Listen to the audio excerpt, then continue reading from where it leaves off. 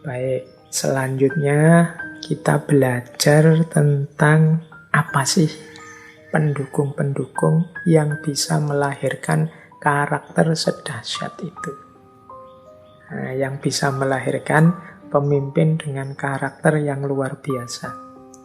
Kalau menurut saya dari membaca sejarah Muhammad Al-Fatih ini, ada 4 sosok yang pengaruhnya sangat besar. Yang pertama, pastinya ayah beliau, Sultan Murad II. Kemudian tentu saja ibu beliau, dan 2 orang guru beliau yang sangat berpengaruh, yaitu Syekh Ahmad bin Ismail Al-Qurani dan Syekh Aql Syamsuddin. Ini 2 orang guru yang sangat berpengaruh, selain tentu saja banyak guru-guru yang lain, seperti Syekh Tamjid Ughlu, Syekh Muhammad Zalabizadah tadi, Syekh Maulana Iyasi, Syekh Al-Hurani, Syekh Sirajuddin Al-Halabi, dan lain-lain. Ini nama-nama guru beliau. Jadi mereka inilah yang menanamkan karakter, membentuk sosok seorang yang luar biasa. Ayah beliau ini kan Sultan ke-6 dari dinasti Umayyah, dinasti Utsmaniyah. Ini juga sultan yang dikenal adil, penuh kasih sayang, takwa, dan sangat mencintai ilmu. Beliau ini sangat senang dengan bahasa Arab. Dia sultan pertama yang pintar membuat seni kaligrafi, pintar juga menggubah syair dalam bahasa Arab. Bahkan ada yang bilang beliau ini menyerahkan tahtanya kepada Muhammad Al-Fatih di usia Al-Fatih yang masih sangat muda, 12 tahun, karena beliau ingin segera menyelam dalam samudra ilmu. Beliau ini sangat mencintai ilmu. Beliau ini juga yang menanamkan semangat gigih, mengarahkan visi seorang sultan ke depan. Jadi ada cerita Sultan Murad II ini sering mengajak Al-Fatih duduk-duduk di puncak menaranya masjid.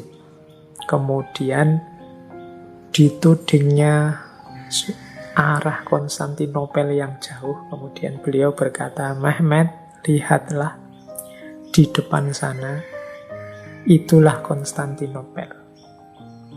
Kota itu harus jatuh ke dalam kekuasaan kita. Dan aku yakin engkaulah yang akan menaklukkannya kelak." Jadi sering sekali ini dilakukan. Ini menanamkan kemantapan hati, keyakinan kepada putranya. Ibu beliau juga begitu.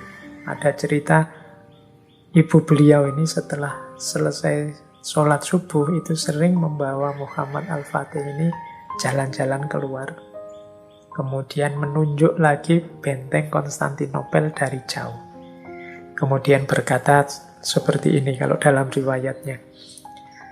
"Ingat-ingatlah namamu adalah nama Nabi kita, Muhammad Sallallahu Alaihi Wasallam." Jadi nama beliau kan memang aslinya Muhammad. Dan Nabi kita itu yang mengatakan bahwa Konstantinopel itu pasti akan ditaklukkan. Dan menurutku, engkaulah nanti yang akan menaklukkannya. Jadi baik ayah maupun ibunya itu menanamkan kemantapan hati, menanamkan orientasi dan visi kepada putranya. Sehingga muncul pribadi yang mantap, pribadi yang tidak ragu-ragu. Dia tahu apa yang harus dia lakukan, kemana dia harus menuju. Nah, ini bagi saya motivator yang luar biasa, ayah dan ibu.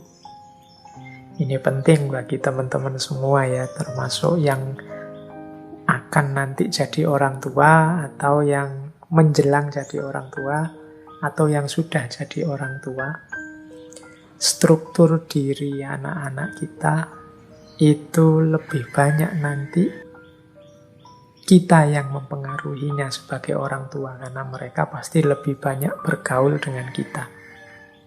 Maka kita bertanggung jawab untuk menanamkan karakter ini. Jadi kalau karakternya seperti ayah dan ibunya Muhammad Al-Fatih ini, saat anak ini berkembang dewasa, dia punya kemantapan hati bahwa itulah yang harus dia wujudkan, itulah yang harus dia lakukan.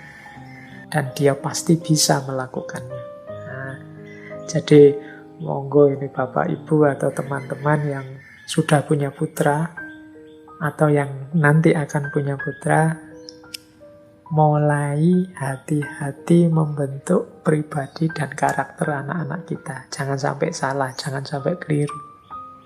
Jadi pastikan kita membentuk karakter mereka adalah karakter yang mantap, bukan karakter yang tidak jelas, yang maju mundur, yang meragukan, dan lain sebagainya.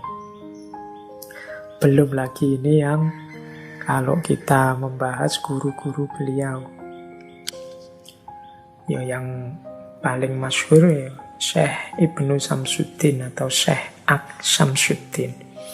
Ini beliau ini seorang guru yang ahli falak, ahli sejarah, ahli fikih, dan seorang sufi, dan sekaligus ahli pengobatan.